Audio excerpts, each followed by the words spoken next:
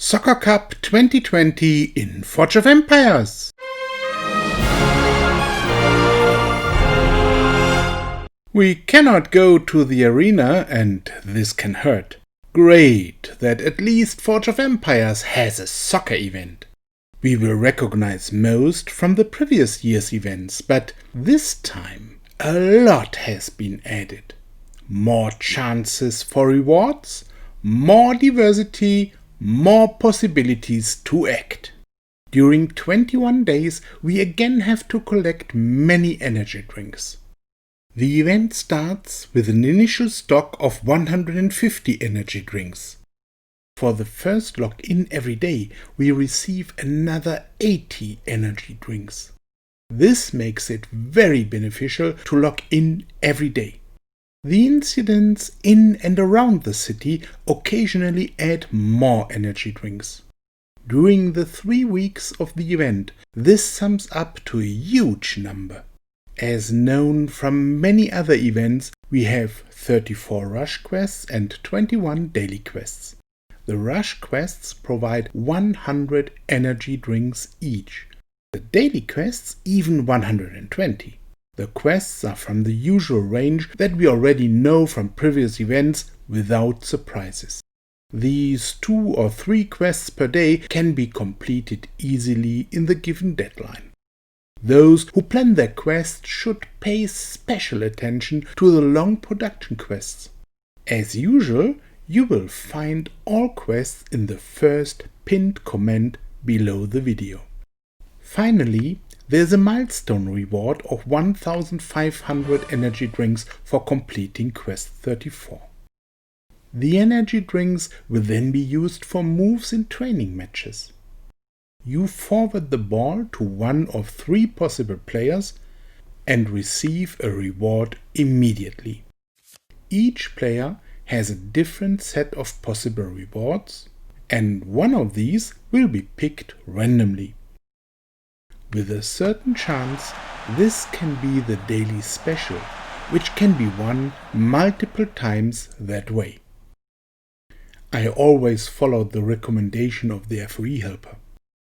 This tool always recommends the player with the best chance to receive the daily special.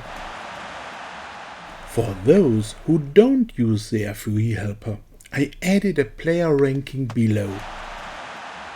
The leftmost player is the one with the best relative chance to win the daily special. The more you get to the right side, the chance reduces more and more.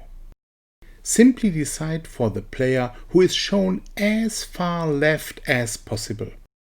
The FoE helper does exactly the same. At the bottom you see the list of the daily specials of the beta server.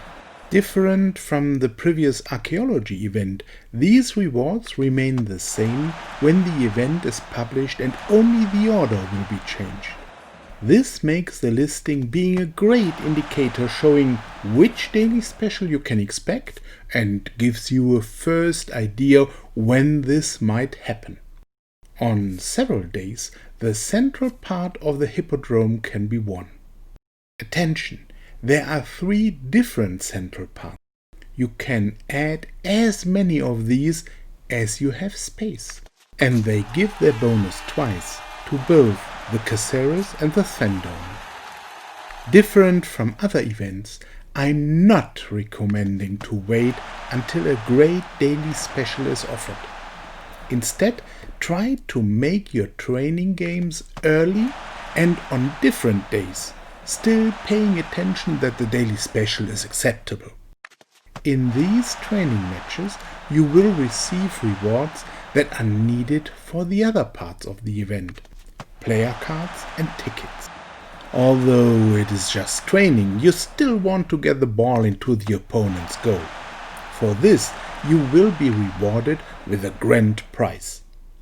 The order of the grand prizes is also shown at the bottom. Every second grand prize is an item to enhance the new event building, the Hippodrome. From quest rewards, incidents in and around the city, and from possible rewards for moves in training games, you can receive player cards. This is a way to prepare your team for the tournament games.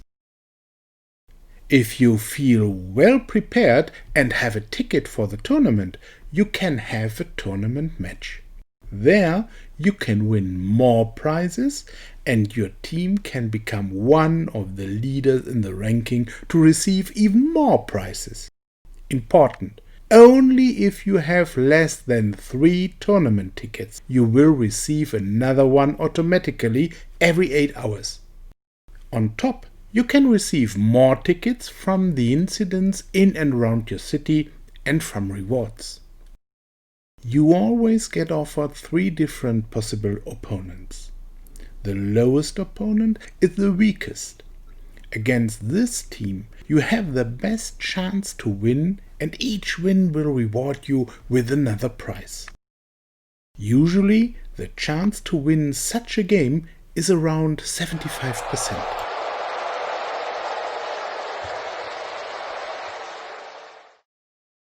The opponent in the middle usually is as strong as your team.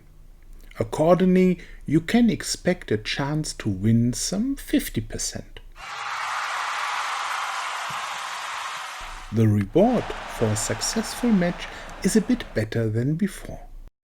The topmost opponent always is taken from the best teams, with the effect that the chance to win is much worse. If you don't own an exceptional team, you should expect win chances around 30% here. A successful match will reward you best. In most cases, for owners of average teams, it is recommended to pick the opponent in the middle, and only those with exceptional teams should decide for the strongest opponents. But there is a very important exception from this general rule that I will emphasize a bit later. Before a match can start, you have to decide on the right team. The computer just recommends the best players, but in combination, they do not necessarily build the strongest team. The system is based on a rock, paper, scissors concept. A defender, blue, is strong against an attacker, red, but weak against a midfielder, green. An attacker is strong against a defender.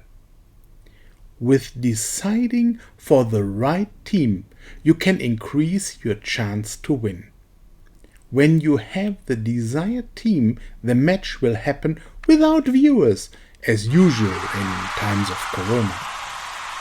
You just see the result. If this is not the required win, you can repeat the match as often as you have tickets.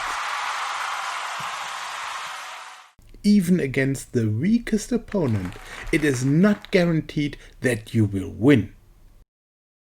On the other side, against the strongest team, you still have a small chance to win. For each win, you will receive one of the rewards from the assigned list.